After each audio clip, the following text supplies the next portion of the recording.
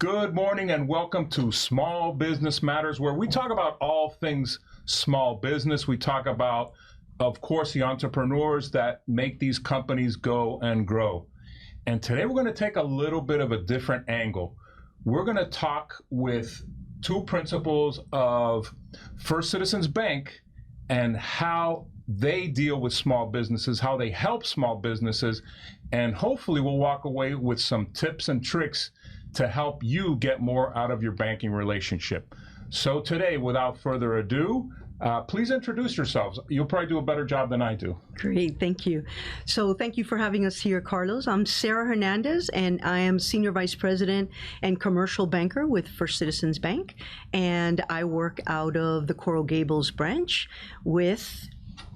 Hi, I'm LaWanda Loftus, and I am the Financial Sales Manager of First Citizens Bank. I'm the Vice President of the branch in Coral Gables, and I work with Sara.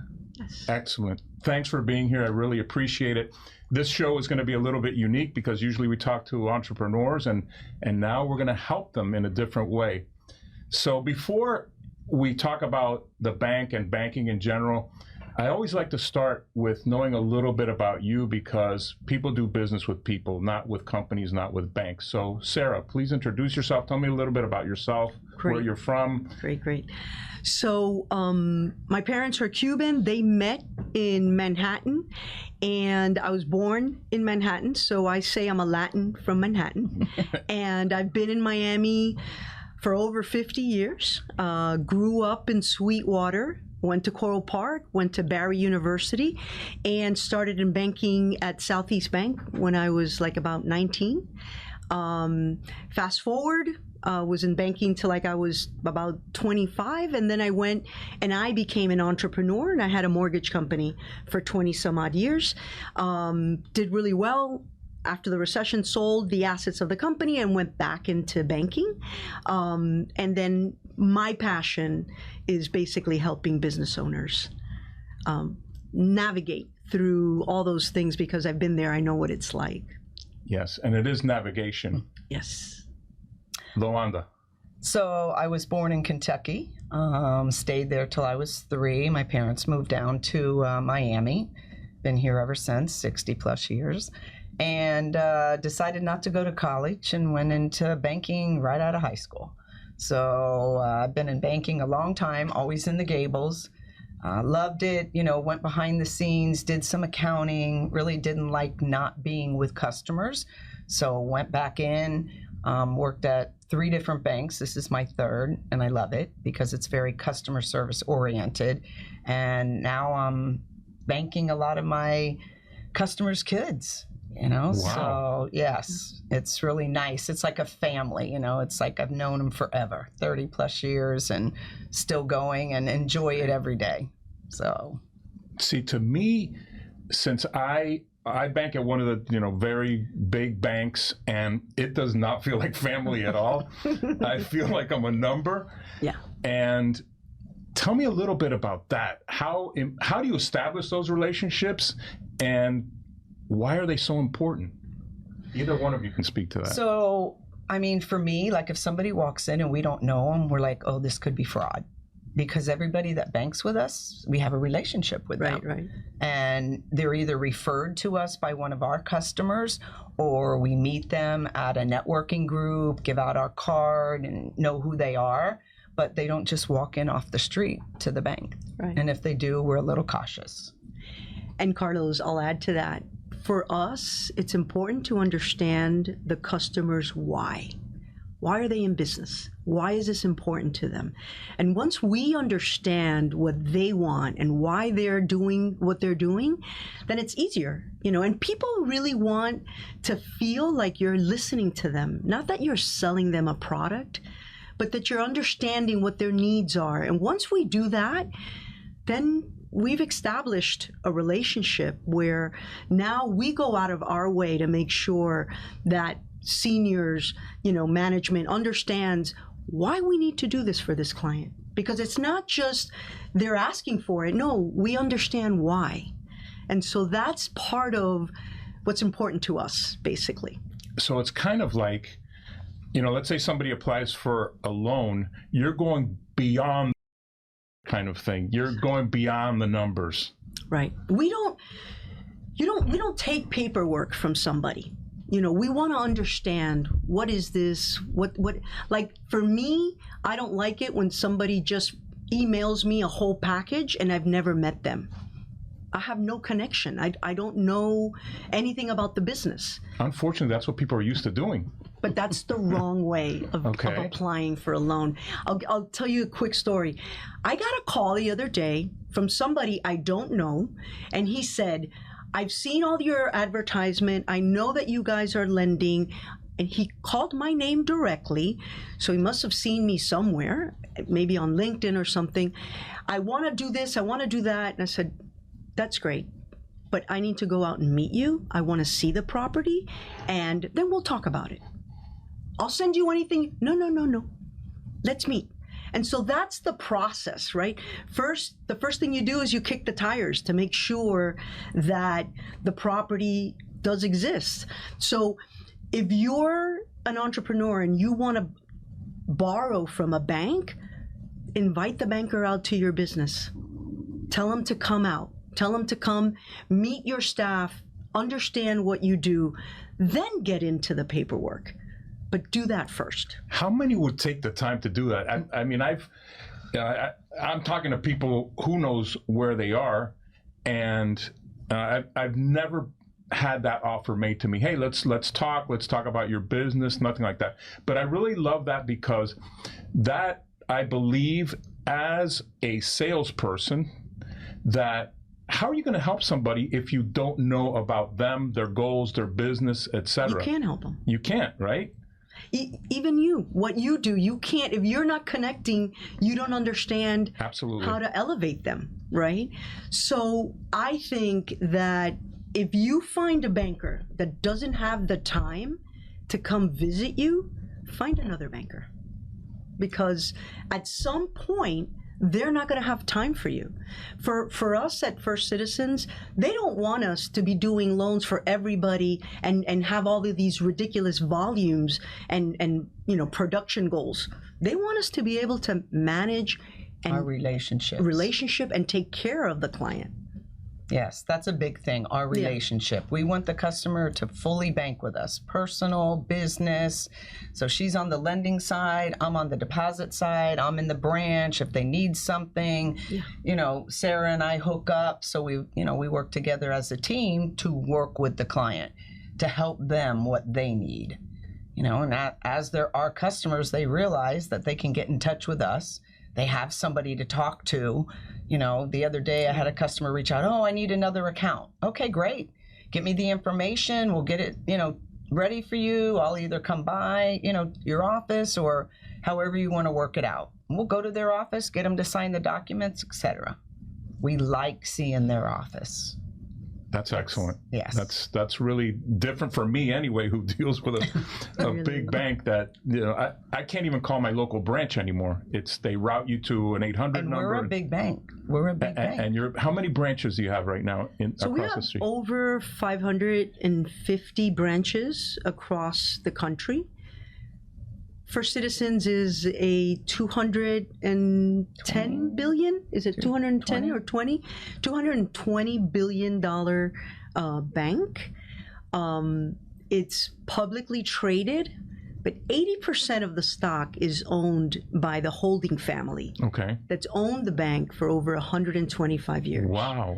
So they walk their talk. They really do. And for them, it's all about the legacy and the relationship, and that trickles down for all of us.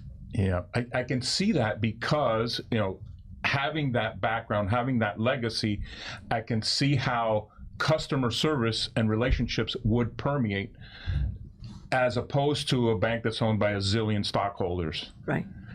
Yeah. I want to get to some questions about where small businesses are missing the mark as far as their relationships with bankers, things they can do in certain situations, and of course, products you offer to help them. I'm going to give you a scenario that I lived. I used to work for as a consultant for Fortune 500 companies and the U.S. government. It was great work.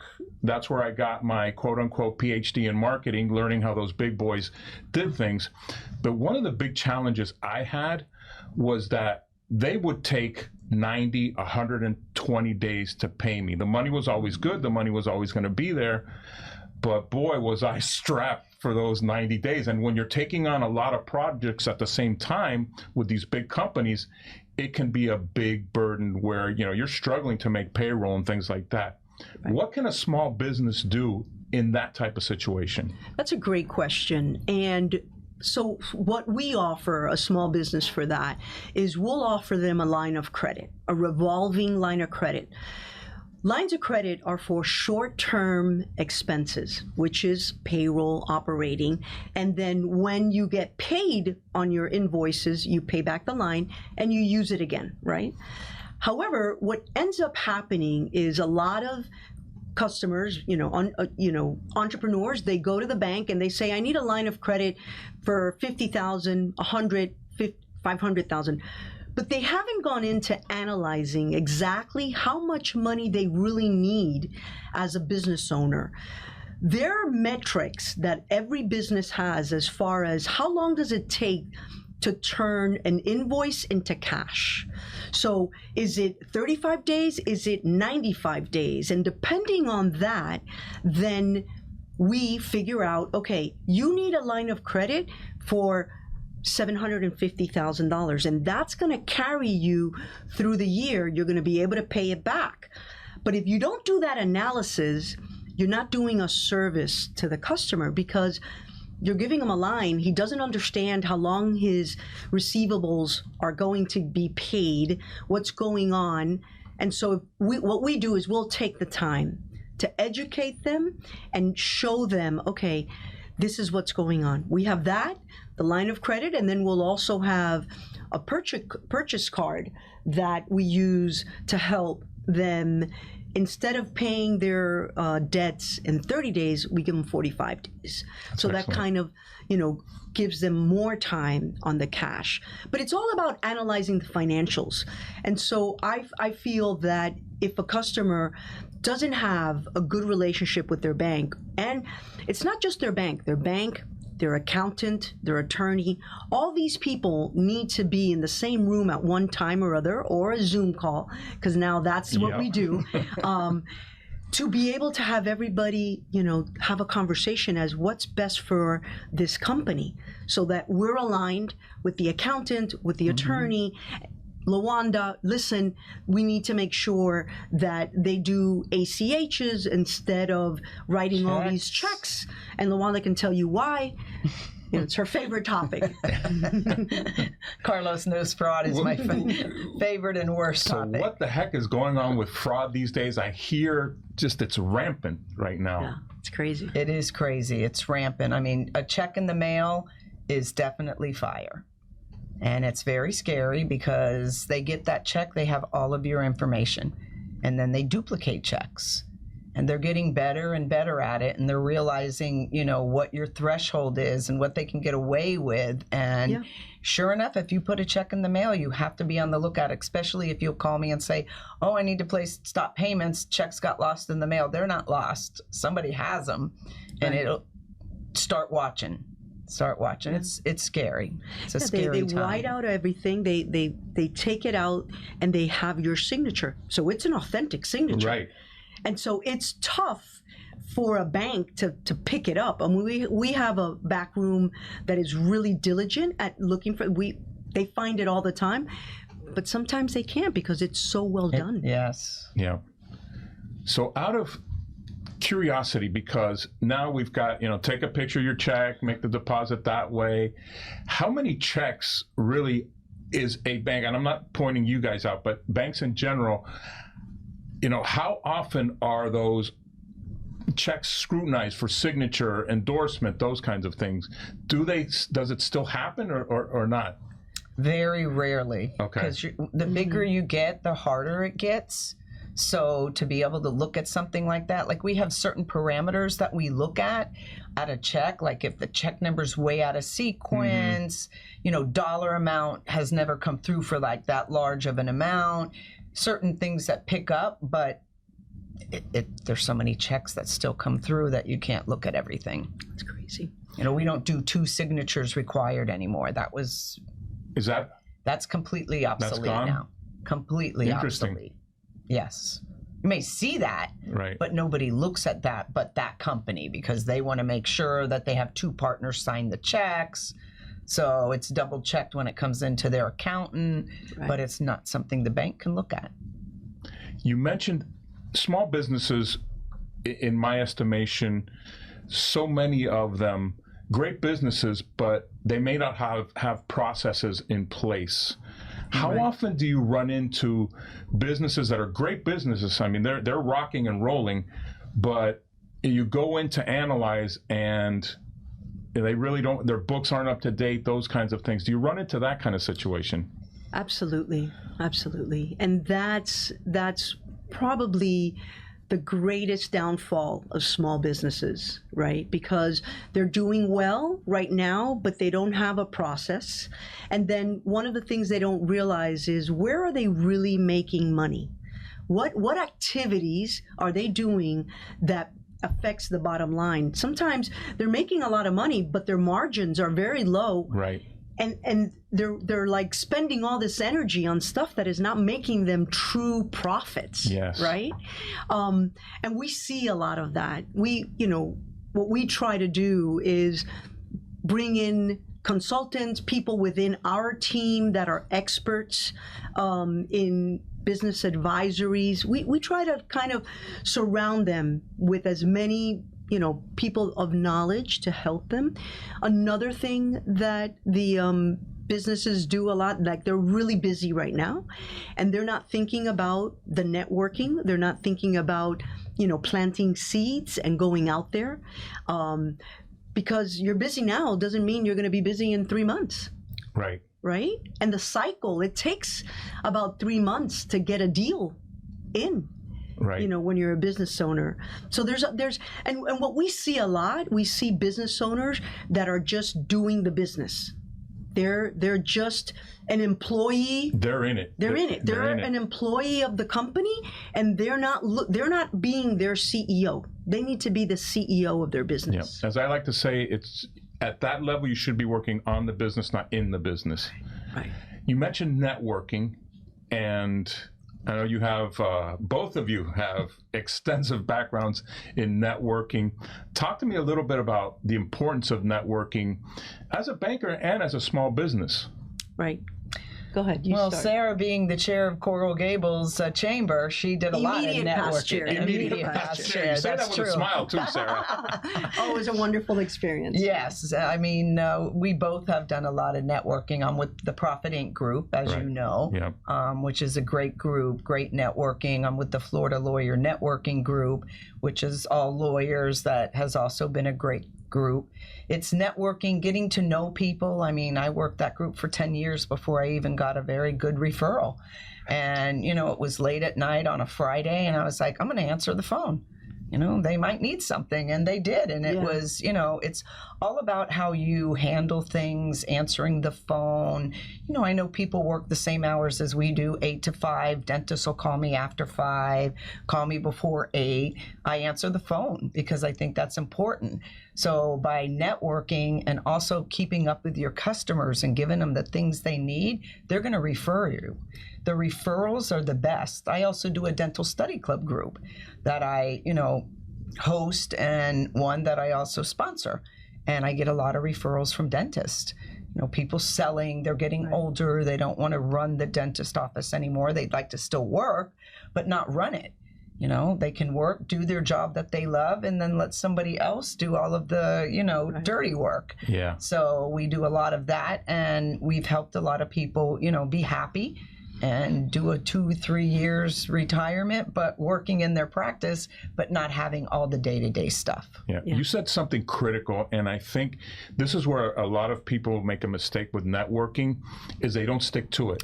They expect, I'm going to go to one meeting, I'm going to have one client. it doesn't work that way. People have to know, like, and trust you Exactly. before they do And business that with you. don't take a year. It takes a few years Yes, for them to say, "Oh, I keep seeing you. Yes. You know, tell me how you can help me." And yes, it takes years. It does. I am very grateful that LaWanda had all those rubber chickens for 10 years because that one phone call took care of our entire year in production. That's how meaningful it was. Yes. And it opened a door to an organization that is constantly building surgical centers, and we're financing them and building them from the ground up, right? And that was one call, 10 years, right? And so that's my message is find an organization that you have, that you're simpatico with, that you enjoy, because you have to enjoy it. Absolutely. Yes. Participate in a committee that is good ROI for you, but also something that you enjoy. You have to enjoy it. But be a part of a committee, because that's where people get to see how you show up. And then people get to like to do business with people that they can see, hey, this person handled this really well, or they're good under pressure, or I like the way they think. Give them an opportunity to see you in action. If you go to a breakfast and you're having coffee and breakfast with people, great, that's nice, but they're not seeing you in action. Right. You know, so by becoming a member of the committee, then volunteering to lead it, let people see your leadership skills. And then that way, you know, you're branding yourself and your business. That's great advice. Great advice, Sarah. Awesome. Now, back to banking for a second. Okay. Because I'm still very curious about, you know, where small businesses, not sure how to frame this, but where they're missing the mark with their banking relationship, or in a more positive vein, what should they be doing to really take advantage of their banking relationship? How do you start one? What are some of the benefits of it? What and then some of the other products I'm curious to know that First Citizens offers for small businesses. Great. I'll lead with the picking of the bank, and then I'll let LaWanda talk about the products because she's the expert on that. So one of the things that's super important is find a bank that likes the business you're in. Right? All banks don't like all sorts of business. There are banks that really like to bank restaurants, and they have an expertise with that. There are banks that like to do manufacturers or contractors or construction. Or like us, we really like professionals, and we like anybody in the medical field, right? So once you've aligned yourself with that bank that understands your business, because what happens is the more loans you underwrite for XYZ business, the better you are at it. Absolutely. The more you understand it, the easier the process is. Right? So that's what you want on the other end. You want somebody who's an expert in the business that you're in, because you're the expert in your business, but you want a bank that also understands your business. And once you've identified that bank, then you want to sit down with somebody like LaWanda and have them take a look at what are you doing right now? And then she can help you and saying, wait a minute, this product, that product. Right, like we take a look at your statements. We always say, give us 3 months of your statements so we can see what comes in, what goes out, how do you pay it?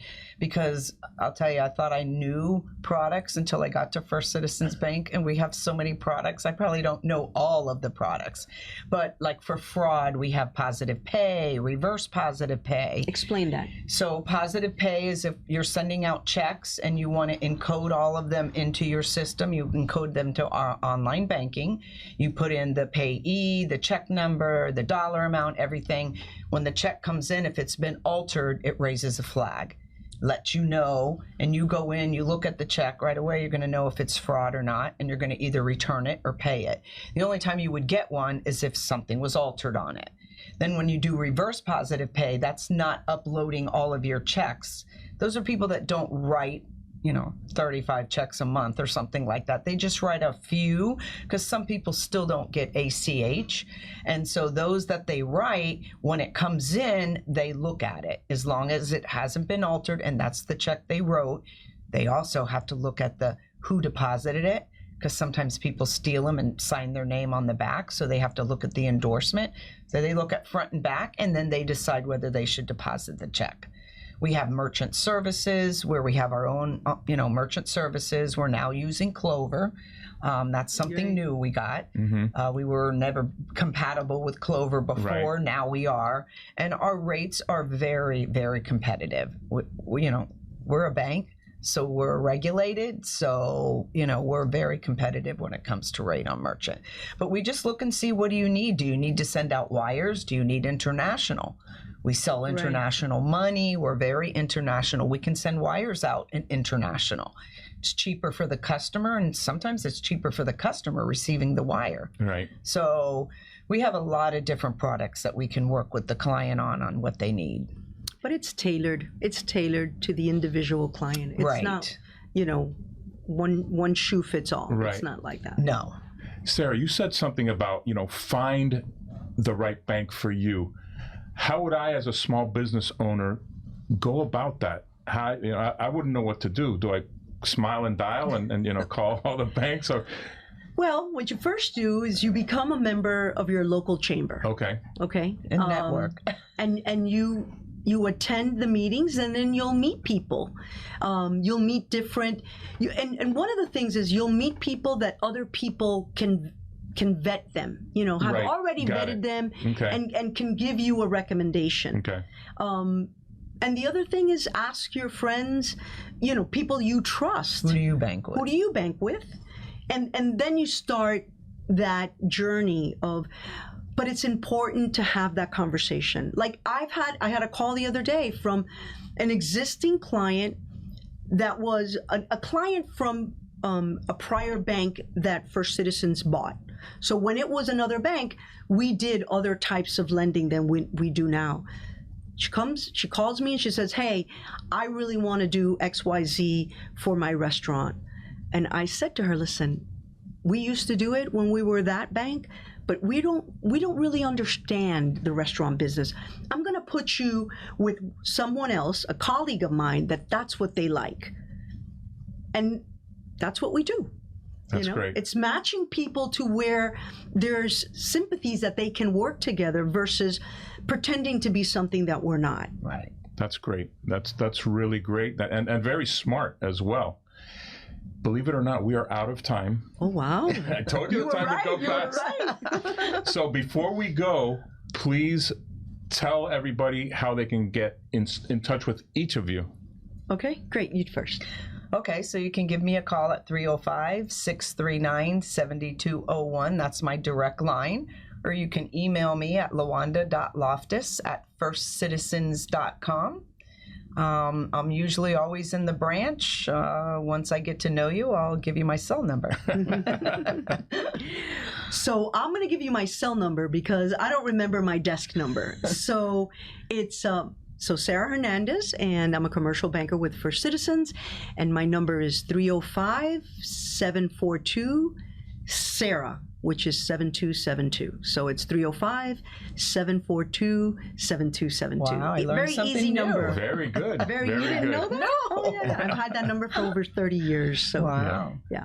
So, Thank you, Carlos. No, thank you for being Yes, here. thank you. This was a great conversation, and thank you for being on Small Business Matters today.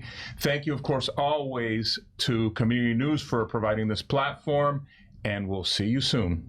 Awesome.